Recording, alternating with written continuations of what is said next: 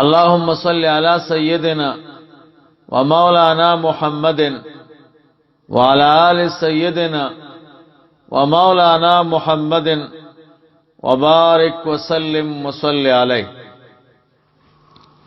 یو ملګری پوښتنه کړې ده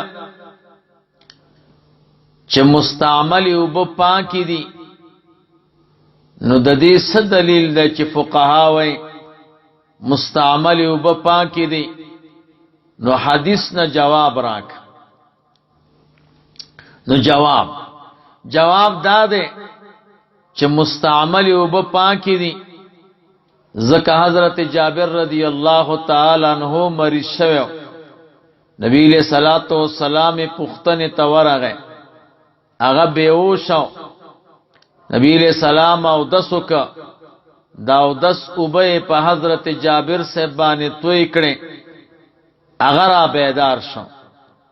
دا حدیث بخاری شریف کې راغلی دی، اول جلد صفحه 390 ده.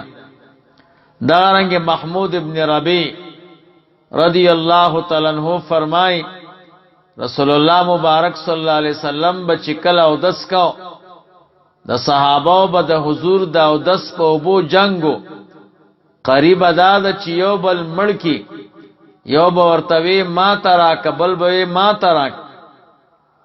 دا روایت بخاری شریف کې ده، صفحه د 109 دغه رنگه صائب ابن یزید رضی اللہ تعالی عنہ فرمائے وی زخپل ترور خالی رسول اللہ مبارک صلی اللہ علیہ وسلم تا بوتلم، زما ترور ورتوی دا اللہ پیغمبر زما دا ورار مریض دے، زما پسر بانے لاس کش کو ما ته دعا دا برکت اکڑا، بیا حضور او دسو کا نو ما داغه دا او دس مستعمل اوبه اوچی کله، نو که مستعمل اوبه دا پاک نه وي نو رسول الله مبارک صلی الله علیه وسلم په دولی چی کله.